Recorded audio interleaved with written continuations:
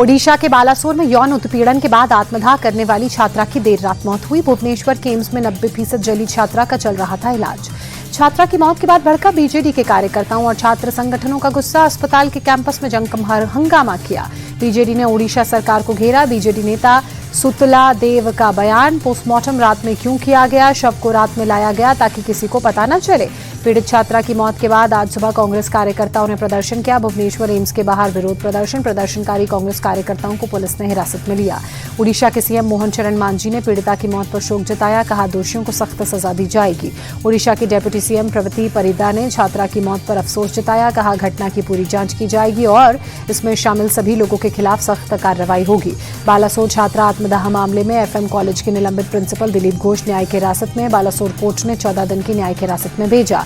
गुरुग्राम में हरियाणवी सिंगर राहुल फाजिलपुरिया पर चली गोलियां। फाजिलपुर गांव के पास एसपीआर रोड पर कार सवार हमलावरों ने की फायरिंग।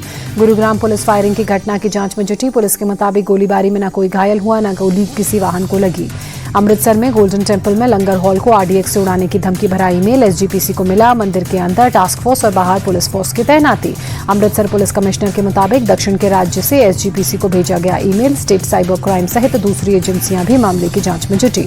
जबरन धर्मांतरण के आरोपी छांगूर बाबा का विदेशों में फैला था नेटवर्क। एटीएस को छांगूर बाबा की जानकारी देने वाले शख्स विनय पांडे ने किया दावा।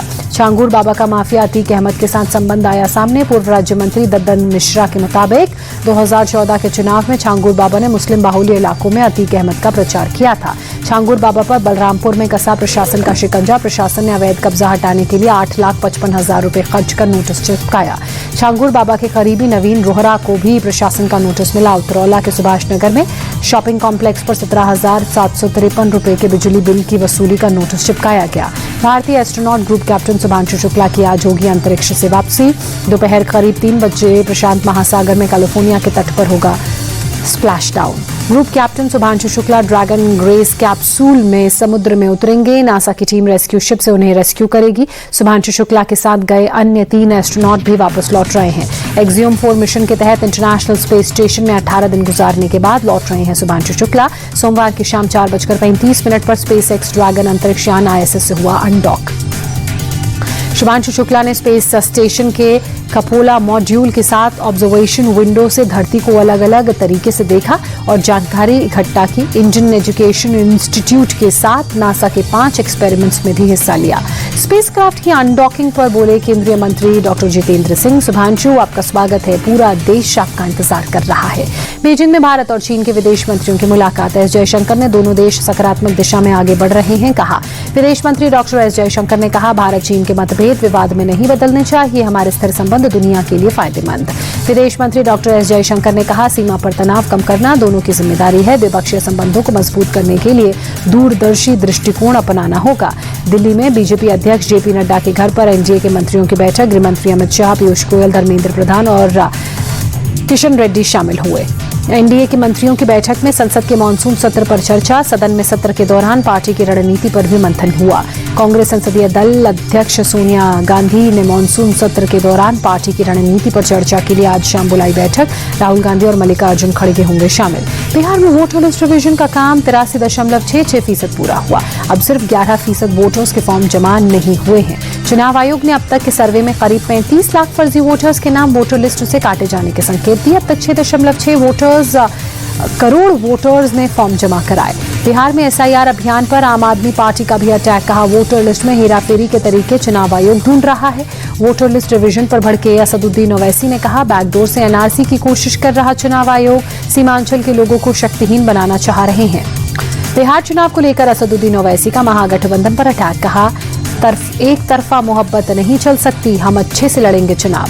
बिहार में वोटर लिस्ट रिवीजन पर वीआईपी के संस्थापक मुकेश सहनी ने कहा, बिहार इतनी आसानी से हार नहीं मानेगा, न बिहारी मानेंगे, ये दंगल होगा। दिल्ली में बिहार कांग्रेस के नेताओं की बैठक हुई। राहुल खड़गे की अध्यक्षता में वोटर लिस्ट रिवीजन का मुद्दा उठा। पूर्णिया सांसद पप्पू यादव ने राहुल गांधी और मल्लिकार्जुन खड़गे के साथ मुलाकात के बाद बिहार में कांग्रेस के लिए कोई भी भूमिका निभाने को तैयार हूं कहा। कांग्रेस के पास सीएम फेस की कोई कमी नहीं है, ये भी कहा। आगरा में युवक को गोली मारकर हत्या करने का प्रयास करने वाले का एनकाउंटर, पुलिस ने आरोपी तुषार को पैर में मारी गोली, किया अरेस्ट। मौके से तुषार के 2 साथी फरार। दिल्ली में लूट के 45 से ज्यादा मामलों में 2 लुटेरे अरेस्ट हुए। विकास उर्फ जैकी और अंकित उर्फ केकड़ को पुलिस ने अरेस्ट किया। मुंबई इंटरनेशनल एयरपोर्ट पर दोहा से आई एक भारतीय महिला अरेस्ट। महिला के पास से 62 करोड़ की कोकीन बरामद। बिस्किट और चॉकलेट के बॉक्स में थी कोकीन। मंगलुरु में 1 अगस्त से ऑटो रिक्शा का किराया बढ़ेगा। शुरुआती 2 किलोमीटर के लिए न्यूनतम किराया 36 रुपए, अतिरिक्त प्रति किलोमीटर पर 18 रुपए देना होगा। जयपुर में मेट्रो स्टेशन के पास सड़क धंसी। भारी बारिश के बाद सड़क धंसने से बड़ा गड्ढा बना। सूरत में सड़कों की मरम्मत का काम शुरू। भारी वर्षा के कारण कई जगह सड़कें टूटी। सूरत नगर निगम करा रहा मरम्मत। अमेरिकी राष्ट्रपति डोनाल्ड ट्रंप ने रूसी राष्ट्रपति पुतिन को दी टैरिफ बम की धमकी। कहा 50 दिन में यूक्रेन के साथ युद्ध को खत्म करो, वरना रूस पर लगा देंगे 100% टैरिफ। राष्ट्रपति ट्रंप ने रूस और यूक्रेन के बीच समझौते की दिशा में प्रगति नहीं होने पर नाराजगी जताई। कहा इस टैरिफ सेकेंडरी टैरिफ होगा जो रूस के साथ व्यापार करने वाले देशों को भी टारगेट करेगा। लॉर्ड्स में खेले गए तीसरे टेस्ट मैच में आखिरी दिन रविंद्र जडेजा, जसप्रीत बुमराह और मोहम्मद सिराज का संघर्ष गया बेकार। इंग्लैंड ने 22 रन से जीता मुकाबला। इंग्लैंड ने 5 मैचों की टेस्ट सीरीज में 2-1 की बढ़त बनाई। चौथा टेस्ट 23 जुलाई से मैनचेस्टर में खेला जाएगा।